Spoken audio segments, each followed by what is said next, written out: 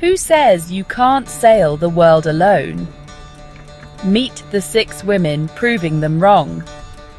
This year, 6 incredible women are charting their course in the world's toughest solo sailing race. Leading the charge is British veteran Sam Davies, eyeing the podium on her 4th attempt. Franco-German sailor Isabelle Joschke and Britain's Pip Hare return for their second races, each with unfinished business. Clarisse Cremer, the fastest woman to sail solo around the globe, is back with a new boat and big dreams. Newcomers: Justine Metro and Violette d'Orange bring fresh energy and fierce determination. These women are not just racing, they're making history. Follow their journey starting November 10th.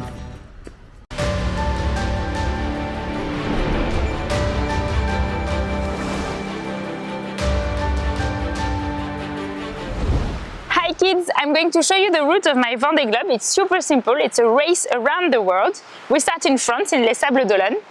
We go down the Atlantic Ocean, we cross the equator, we arrive in the south of South Africa, where we pass the Cape of Good Hope, and when we enter the Indian Ocean, then we arrive on the south of Australia, where we pass the Cape of Lewin, our second cape of our race around the world.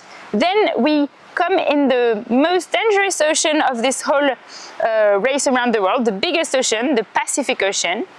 It finishes with the Cape Horn, which is the most mythical cape of the whole race. When you pass this cape, it means that you're going to come back home.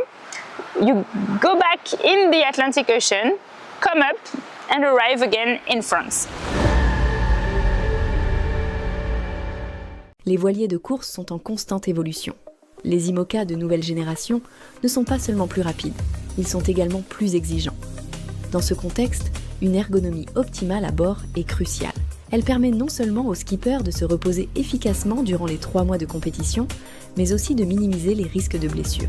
Sur le bateau Initiative Cœur, cette préoccupation se concrétise par le développement d'un siège ergonomique spécialement conçu pour s'adapter à la morphologie de Sam Davies.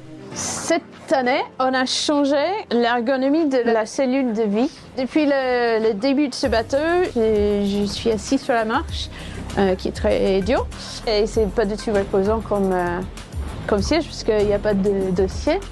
Et surtout, si le bateau il arrête brutalement, je suis souvent projetée vers l'avant, vers l'écran, vers la table à cartes, et je peux me faire mal. Donc le plan, c'est d'être assis dans l'autre sens, dehors la route. Quand le bateau il plante, je suis maintenue en fait par le dossier de mon siège.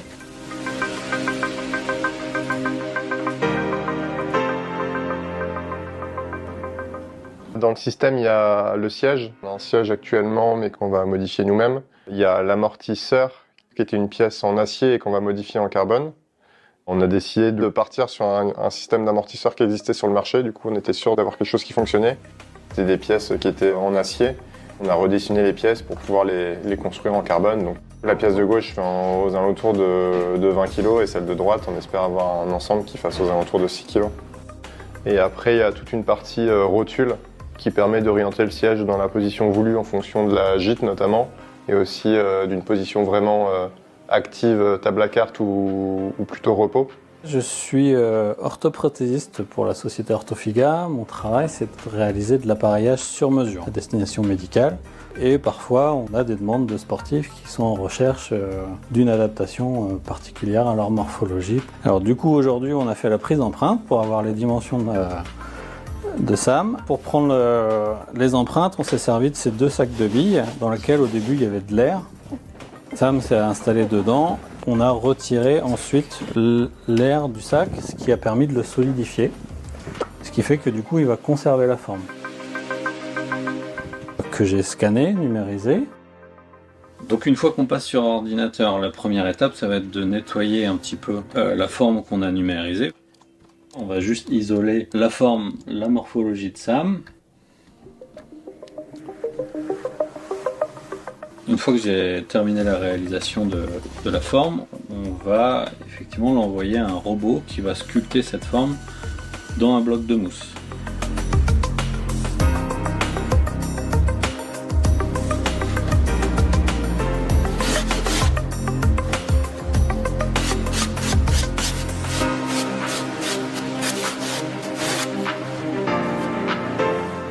Avant le thermoformage de la plaque de plastique, on va venir préparer le positif. On va mettre des drains en tissu et on va talquer le positif de manière à ce que la plaque, quand on va venir la poser, elle ne colle pas.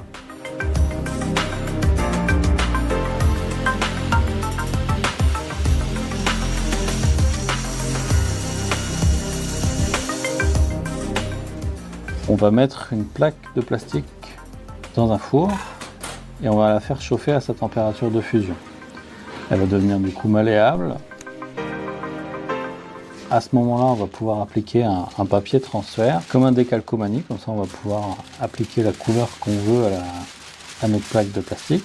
Et on prend la plaque de plastique et on vient la poser et former une cloche autour de ce qu'on appelle le positif, la forme de SAM en mousse qu'on vient fermer grâce à un cadre. Et ensuite, on vient aspirer l'air entre la plaque de plastique et les modules en mousse. Ce qui fait que la plaque de plastique va venir s'adapter et se former parfaitement à la forme en mousse.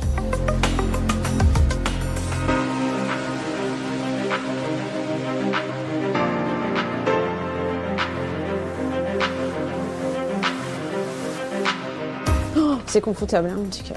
Là, du coup, aujourd'hui, on regarde le volume un petit peu du siège, si les côtes sont bonnes. On va réduire un petit peu les profondeurs pour qu'il y ait un peu plus d'aisance et que le siège puisse bouger dans plus de positions. Et on va réajuster le confort au niveau de la tête. On va travailler sur une forme un petit peu différente au niveau de la tête.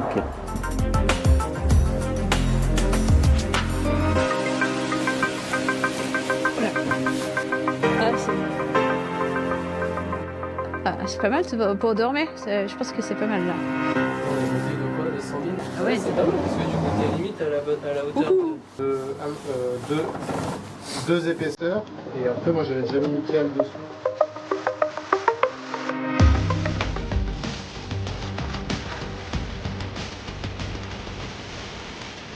On va passer de cette configuration-là à celui-là.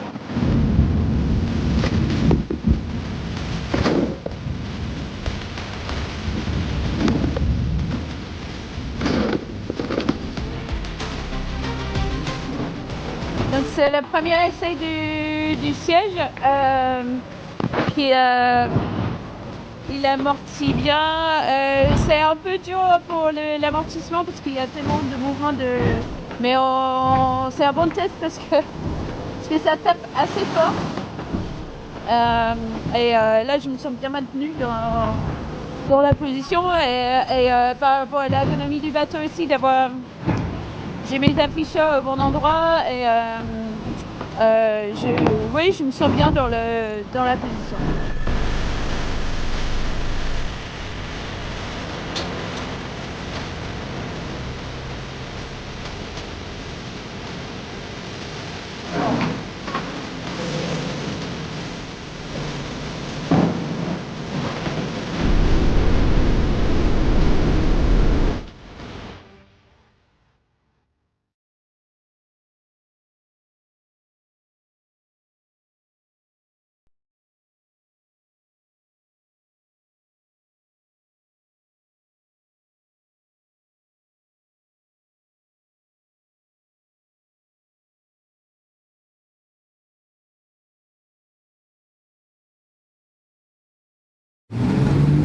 Pour l'arrivée de MHUSS à 11h34:05. Je répète 11h34:05. Bravo Isabelle.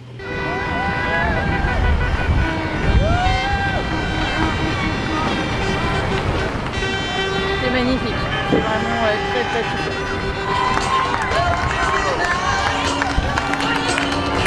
Et surtout, qu'est-ce que j'en ai chié. Ça a été dur. Ce Vendée Globe 2020, il est mémorable de manière générale pour la MACSF, pour notre équipe.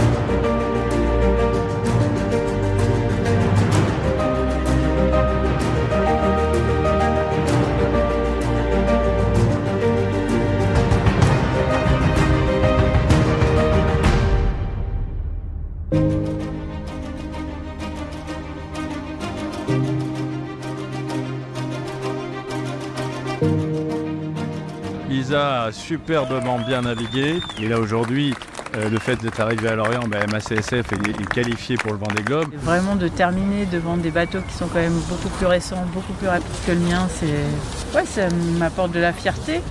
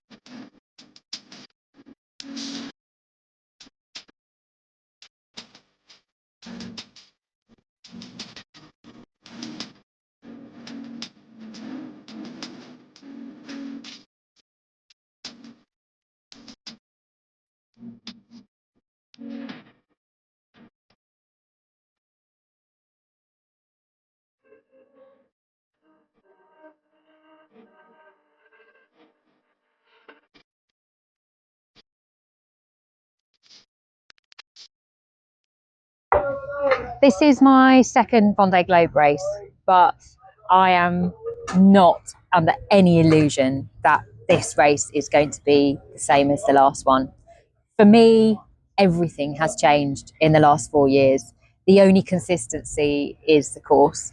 And even then, we know the course is going to be different because we're going to have different weather during the 3-month period we'll be racing in 2024. So what's changed? What are the big differences in changes? Well, first of all, I've actually had a full cycle of 4 years, well, it's 3.5 really, to prepare for this race. I didn't have that last time. So I've had a development program going for the full 3.5 years, which has really helped me to advance my own skills, but also to refine the speed and the reliability and the resilience on board the boat. I'm sailing a foiler now, and it's a big foiler and it's really fast. And we've finally broken our way into the top 10 IMOCA teams. And that's a massive achievement for us. But it means the intensity of competition is much higher. Mistakes will really cost you a lot more in relation to your competitors. And the level of racing is just a lot higher than it was the last time I went round. The fleet is much bigger now. There are 40 boats in the fleet. So even taking the start is going to be more challenging, but it means I'm more likely to have boats around me, to be able to see them on AIS and be more in contact. Whereas in the last race, I only physically saw another boat 2 times in the whole way around the world. And I guess, I touched on it earlier, but the other thing that we know as sailors is that the weather is never the same. And the Vendée Globe race is all about the weather. It's about how you manage the weather conditions that you have in the state that you are and your boat is in. So, you know, it is going to be a completely different experience, and I'm going to need to learn an awful lot on the way still. It's only going to be the second time I've been in the Southern Ocean. That does not make me an expert. And I like that. I like the fact that I know it's going to be different. I guess I have some confidence in the fact that I got round before. So I know that I have the resilience and the fortitude to make it. I've proved that. But I don't know what's going to unfold ahead of us. I don't know what problems we're going to have. I don't know what the weather's going to be like. I don't know how the competition is going to be after 10 weeks of racing. But I'm really looking forward to finding out. On a mis un peu plus de 12 jours quoi, pour une transat retour. C'est quand même... Ouais, solo aussi. C'était les 2 dernières qualifs pour le Vendée, ouais.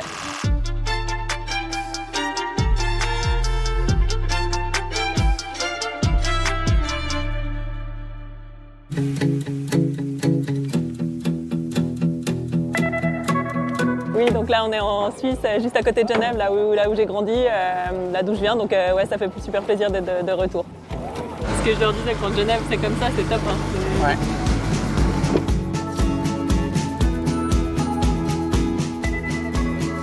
Ouais, il y a 3 jours, c'est plutôt anticyclonique la fin de la transat, mais ouais. J'arrive 8 à la deuxième transat, ça va. C'est sûr que j'arrive à avoir des vitesses que j'arrivais pas avant, surtout au reaching. La première fois que tu les testais en course, des fois? Ouais, bah on les a mis au chantier d'hiver, donc je crois qu'on a fait genre 6 naves avant de partir en transat, donc on a continué d'apprendre en course, ouais. Bah, on a essayé d'améliorer la stabilité en général et puis de gagner où on pouvait, quoi. Oh, j'étais 6e encore un bon moment, mais j'ai pas réussi à tenir le rythme à la fin. Alors, on devait contourner un anticyclone, puis je repasse juste un peu derrière et après c'est parti par devant.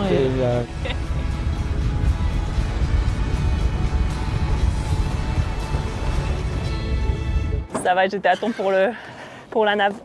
Je serais pas reparti pour une transat 4 jours après, mais pour un bol d'or ça va. Puis là c'est pour une petite course, ça va aller. Un bol d'or, c'est le Tour du Lac, c'est la course la plus longue. C'est historique quoi, quand il y a... Ouais, c'est l'événement principal de la voile en Suisse. 3 métros, 3 frères et sœurs de la fratrie qui sont là. Parce que chacun a gagné un bol d'or avec moi. Ça fait longtemps que j'ai pas navigué avec eux vu qu'on est tous sur des circuits différents. Mais c'est sûr qu'il y a, ouais, c'est plus aussi voilà, pour le plaisir, renaviguer ensemble, passer du temps sur le lac. Tu vois là où j'ai grandi, c'est vers ce port-là, juste au-dessus. Donc c'est vraiment de ce côté-là du lac qu'on naviguait.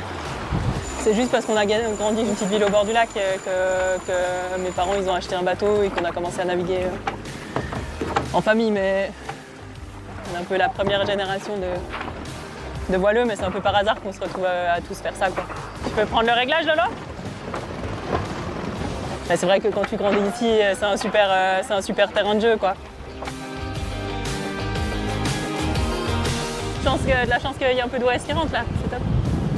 C'est un peu les conditions paradis là. Est-ce qu'il revient? Ouais, t'as vu ça, il n'y a pas besoin de grand chose pour que ça parte. Ouais, je suis plutôt contente déjà d'avoir fini les 2 transats avec 2 fois des top 10, ça reste bien. On n'a pas eu de gros soucis sur le bateau, mais on a eu des petits soucis qui nous permettent de voir encore les choses à améliorer en préparation. Donc ouais, je pense que c'était vraiment plutôt une bonne session pour toute l'équipe. Ouais, on fait encore une trentaine de secondes avant le jibe.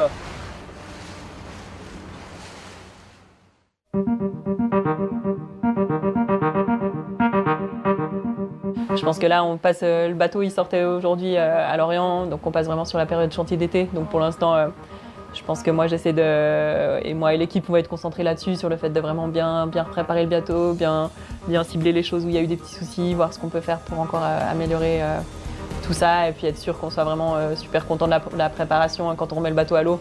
Ouais, et puis l'idée c'est ça. Ça fait un convoyage avec moi, le convoyage de la route du Rhum. De l'extérieur, tu sais que c'est dur, mais je pense que c'est encore plus dur que ce que tu peux t'imaginer. Mais non, je suis bien à dormir dans un vrai lit et à manger des vrais plats, quoi. Ouais, Lolo, c'est plutôt son format. Et il en faut pour tout le monde, c'est bien. C'est ça. 11-15 minutes, c'est bien aussi. Je me suis pas dit, quand j'étais ado, ou même à l'époque où j'ai fait la mini, je vais faire le Vendée. Ça me paraissait vraiment trop... vraiment inaccessible, quoi. Ah ouais? Ouais, ça paraît vraiment longtemps en termes de réunir les sponsors, réussir à monter les projets, avoir les compétences pour le faire, ouais. Donc après, voilà, ça s'enchaîne, tu passes dans une autre dimension, tu pars faire la Volvo. Ouais, je pensais pas non plus du tout faire ça une fois dans ma carrière. Au final, là, j'en ai déjà fait, ouais, j'en suis à 3 participations maintenant, donc c'est vrai que c'est assez cool quand tu penses à ça, quoi. Une fois avec SCA, une fois avec Dongfeng et puis avec Levens, quoi. Je suis attirée par le côté large, quoi, le côté de passer du temps en mer, de passer des nuits en mer, le côté endurance, c'est le truc qui me plaisait. Et je suis peut-être moins compétente aussi sur les formats plus courts qui demandent d'autres compétences. On n'a jamais fait non plus. Enfin, ouais, c'est ça qui est cool en voile, c'est que chacun peut y trouver son compte, quoi.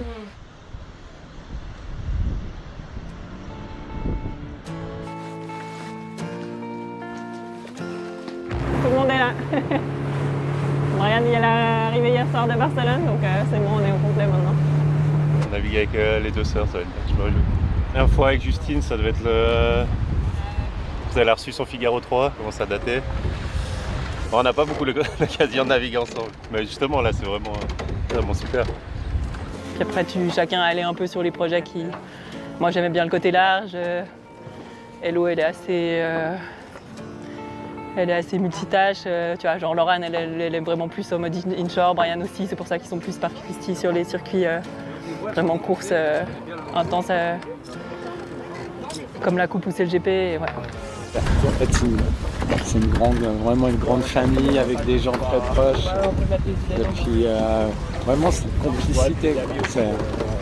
Nous, c'est fluide, quoi. Là, c'est des stars qui n'en sont pas, quoi. Mais ils ont un niveau de professionnalisme, de compétences, d'engagement, d'implication. Non, c'est un truc que j'aimerais vraiment faire, pour aller naviguer avec elle sur les Macas. Faut que je négocie des échanges, quoi. Si vous venez, faut que je puisse venir, comme avec Lolo, quoi. Ouais, une belle bulle aussi d'oxygène dans leur parcours.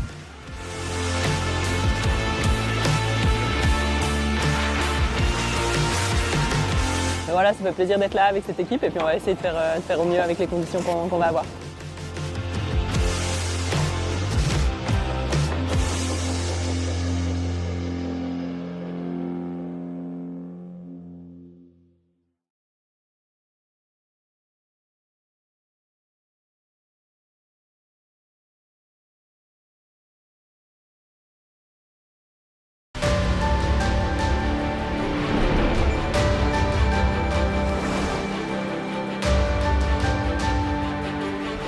Hi kids! Today we are going to learn a few knots, the knots that I use the most on my boat, which can be quite helpful also in your everyday life, so I'm going to show them to you.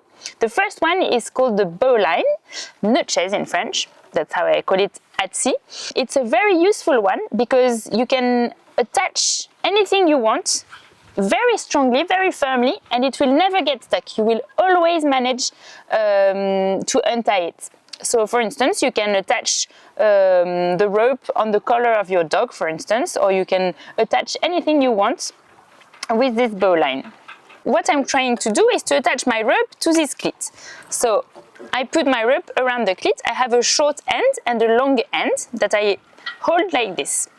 This part, I'm going to call it a rabbit.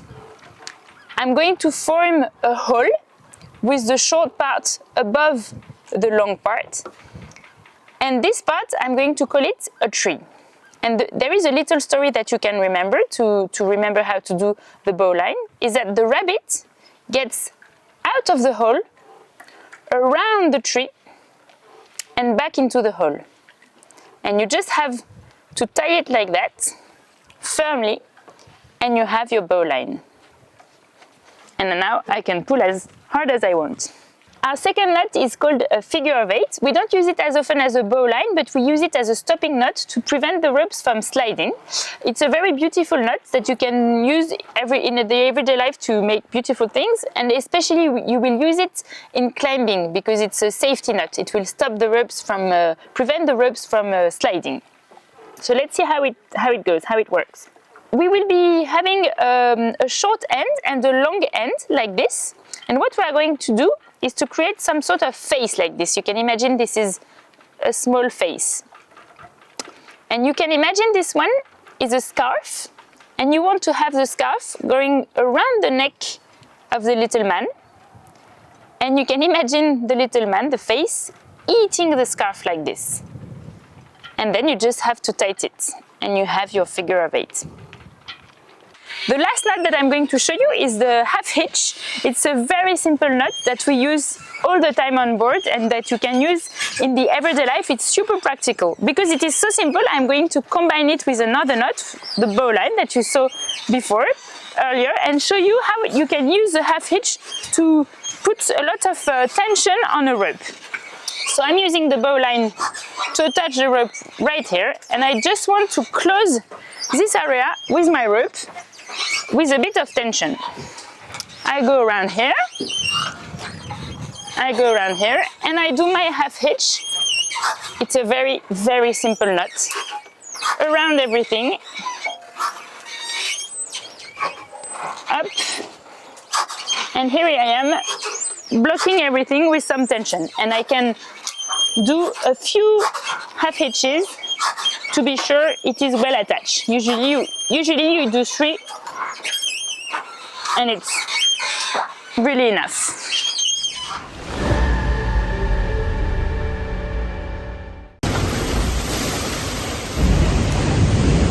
Ça fait hyper peur.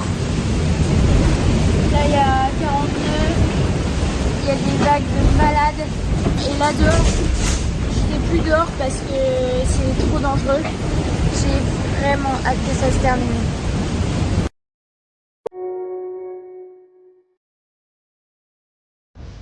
Partir de la Bretagne et se dire littéralement, je vais de l'autre côté, aux États-Unis, en bateau, en solo et en course sur mon IMOCA.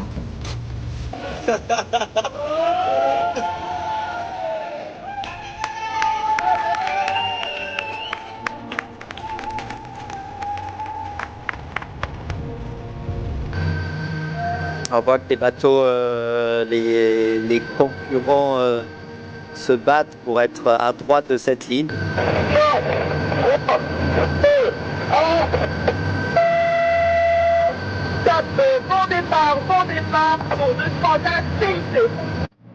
C'est totalement fou.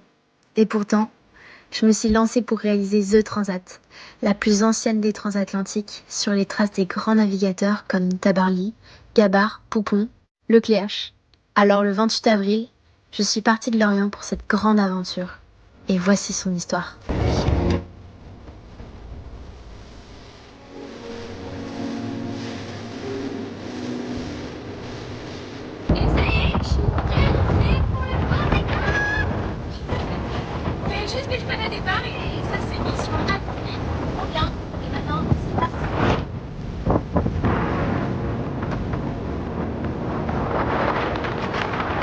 Ça fait trop bizarre, genre j'ai du mal à réaliser que je me dirige maintenant vers les États-Unis et qu'on en a pour 13 jours de course, c'est assez fou.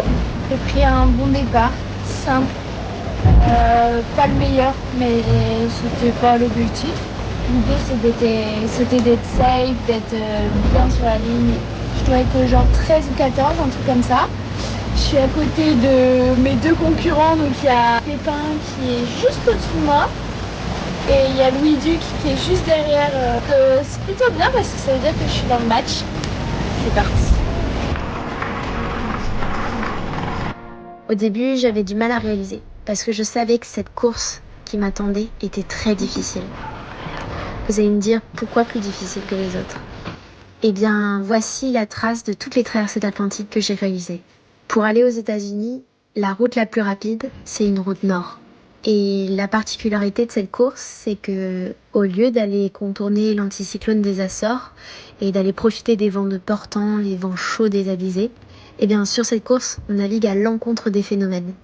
C'est-à-dire qu'on va forcément avoir des vents violents, des vents froids et des vents très changeants. Faut que je vous montre dehors, c'est trop beau. Ouais, c'est plutôt pas mal, hein. Je suis 8e.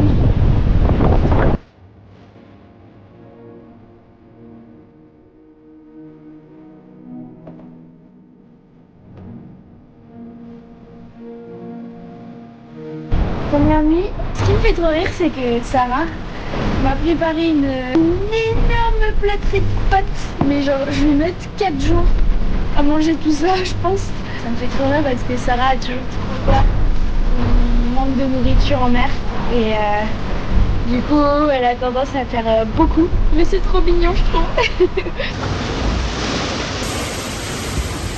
Et dès le début, en se dirigeant vers l'Irlande, on a été accueillis par un front, c'est-à-dire un passage de vent, assez fort à partir de 4 h du matin.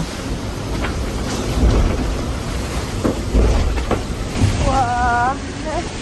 Il y en a encore pour 2 heures à peu près, je pense. Cette première nuit a été vraiment costaud. Donc on s'est pris un premier front à 30 nœuds. Bon, ça se voit sur ma peau, hein. Je suis cuite. Pendant ce front, je dois faire pas mal de changements de voile. Je dois mettre un premier riz, J2 à J3. Et après, il faut encore que je remette le deuxième riz. Bon, je me suis dit qu'il fallait que je fasse un petit schéma de mes manœuvres. Alors du coup, je mets d'abord le premier riz, puis le deuxième riz. Ensuite, je change de J2 à J3, donc c'est une voile plus petite. Et enfin, je peux mettre le troisième riz. Et le plus dur quand on met les riz, c'est d'aller sur le pont. En fait, on saucissonne la voile en bas. En fait, on l'attache très fort, on la serre très fort pour pas qu'il y ait des poches d'eau dans la GV. Et du coup, c'est ce que j'ai fait, mais le riz 2, j'ai eu tellement de mal, c'était super dur. J'ai réussi à l'attacher à 3 points fixes au lieu de 4. Et il y a une poche d'eau qui a commencé à se former à l'arrière de la voile et ça m'a fait un peu peur là. Dans les 40 nœuds, je voyais ma GV qui faisait une énorme poche, genre la taille d'une baignoire à peu près. Mais heureusement, j'ai réussi à la vider en enlevant un système. Donc c'est plutôt pas mal parce que j'ai fait le tour de la GV, ça va, je m'attendais à pire. Et il faut encore que je re-range parce que du coup ce matin j'ai fait tout dans l'autre sens quoi. Comme le vent a baissé, voilà. Et là, il faut que j'aille ranger tout mon bazar. Et après, je pourrai me reposer. La journée prochaine, ça va être pareil, voire pire. Enfin, ça va être pire même. Je crois que dans ma vie, j'ai eu des passages à 60 nœuds pendant 10 minutes, des trucs comme ça, mais je suis jamais partie pour taper 12 heures de 40 nœuds. C'est un peu stressant. Honnêtement, je ne sais pas trop à quoi m'attendre. Je stresse un peu aussi des manœuvres. Il va falloir que je sois vraiment efficace, que j'ai bien les yeux ouverts et que je me prépare bien pour ce qui arrive. Ça va être chaud. C'est la dernière fois qu'on va faire aussi bien.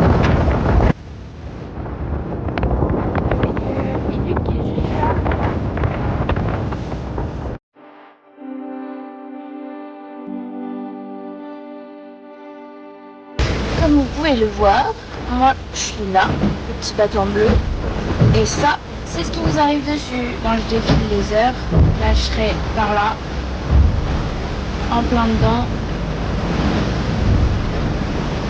Là, faut être prêt à ce que ça tape fort pendant bien 10 heures. Et hop, j'en ressors, ici. J'en sortirai demain à midi. Pour être archi safe, j'ai déjà mis 2 IGB. Je pense que je vais aller mettre le petit riz 3 là. Comme ça, je serai vraiment bien. Ça y est, le vent est monté. Là, il y a au moins 30 nœuds et des fois, il y a des grosses rafales où ça, pendant 5 minutes, ça reste à 40 nœuds. Et là, je viens tout juste de me prendre un grain. J'ai eu une rafale jusqu'à 48. Donc c'est très fort. J'ai jamais vu ça, franchement c'est impressionnant à voir. Et en fait c'est pas régulier, c'est que des passages de grains. Du coup, faut quand même être dessus un petit peu pour pas se faire surprendre.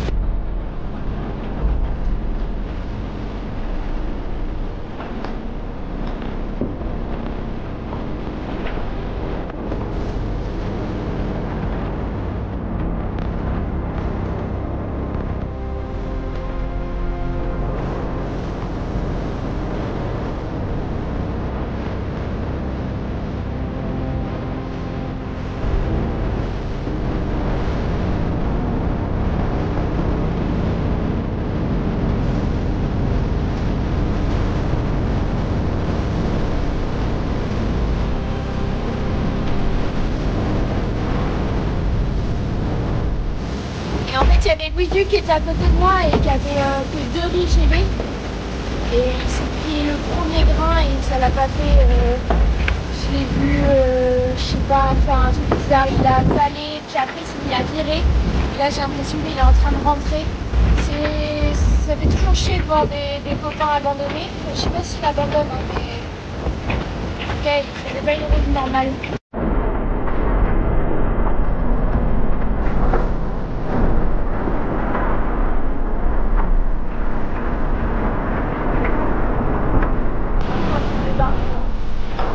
Je pensais quand j'aurais passé ce fond, je pourrais dire que j'ai vécu vraiment un début de tempête, quoi. La 3e nuit, le vent a commencé à mollir au passage de la dorsale. J'ai alors reculé mes voiles dans le bateau pour mettre le poids à l'arrière. Le matossage, c'est l'un des efforts le plus physiques à bord. Sur cette manœuvre, j'avais 3 voiles à matosser. Chacune pèse environ entre 60 et 80 kg. Hello! Là, on est jeudi. On va rentrer dans du Bonfort. Donc, on a passé la dorsale cette nuit. Il y a déjà 30 nœuds, le bateau avance à 20 nœuds, on en a pour plusieurs jours. En tout cas moi je me suis bien préparée, je me suis changée, j'ai mis une sous-sèche, une sèche un peu intégrale qu'on met en dessous de la salopex pour tenir vraiment bien chaud et étanche. J'ai mis des polaires, je me suis changée, tout ça. Le bateau il est prêt, j'ai mis 2 RIGV, une petite voile d'avant et puis les pâtes sont prêtes. On est jeudi et je suis encore en train de manger des pâtes. C'est des pâtes Rana, parce que j'adore les pâtes Rana.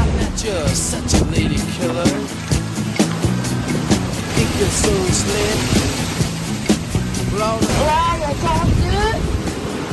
Oh, la houle, mais c'est un truc de malade. Comment elle est énorme. J'ai jamais vu ça. Ça fait hyper peur. Là, il y a 42, il y a des vagues de malades.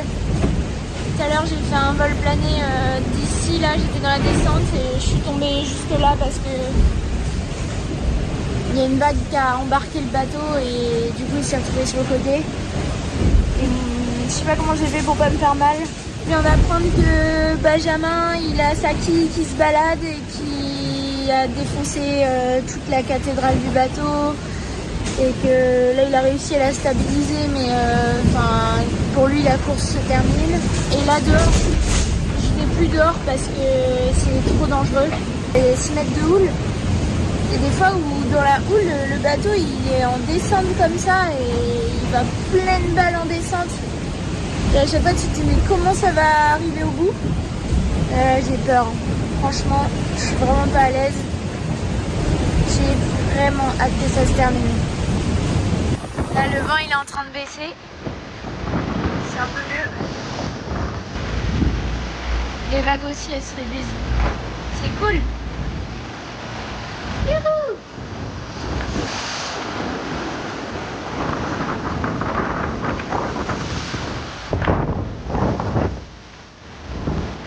La chasse. Bon, on est le lendemain là, de la tempête. Et je vais beaucoup mieux qu'hier, je me sentais pas bien quoi. C'était assez flippant les vagues et puis le fait que tous les bateaux autour cassent. Je me disais mais moi qu'est-ce qui va m'arriver quoi. C'est sûr mon bateau il va casser aussi, qu'est-ce que ça va être. Le vent baisse, je me rapproche du centre de la dépression. C'est la première fois que je fais ça, une approche de dépression par le nord. Et du coup il va falloir bien gérer une petite aile de mouette pour pouvoir repartir sur l'autre bord. C'est parti jusqu'à dimanche comme ça avec un peu d'air. Et après, il y aura de la grosse pédale. Et vous savez quoi? J'ai très très hâte de la grosse pédale. Il faut que je vous partage les vidéos que j'ai écoutées et regardées hier quand ça allait pas et quand j'étais en pleine peur là.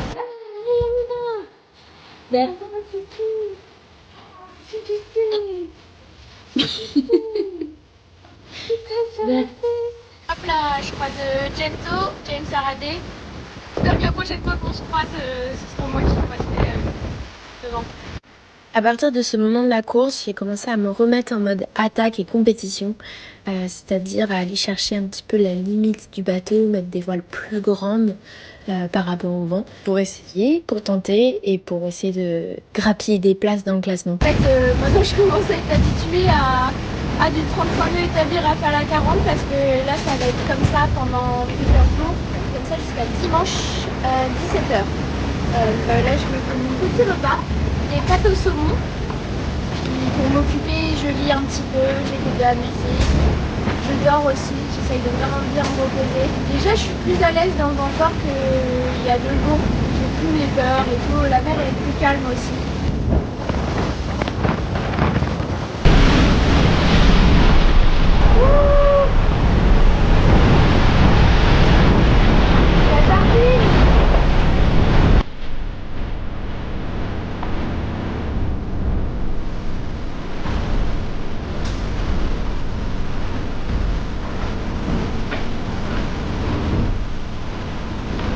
En se rapprochant des États-Unis, la météo devient assez particulière parce que les phénomènes s'accélèrent. C'est-à-dire que en une journée, je pouvais avoir un passage avec très très peu de vent et puis un passage avec du vent fort.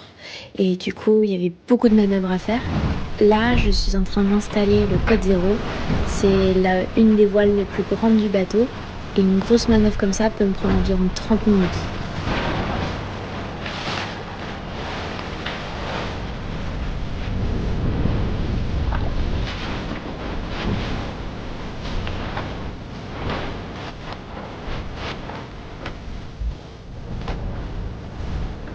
Regardez-moi ça, un petit soleil qui apparaît derrière nous.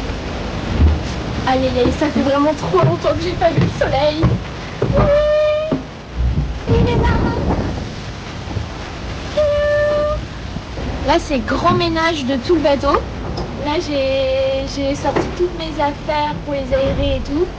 Le lit aussi, le coup. Là, il y a le plaid. J'ai fait check du bateau, des cloisons d'un peu partout, tout à l'avant, tout à l'arrière. Et là, il ne me reste plus qu'à faire le check du tout ce qui est sur le pont. C'était du bien, là. Un peu de soleil, un peu de chaleur.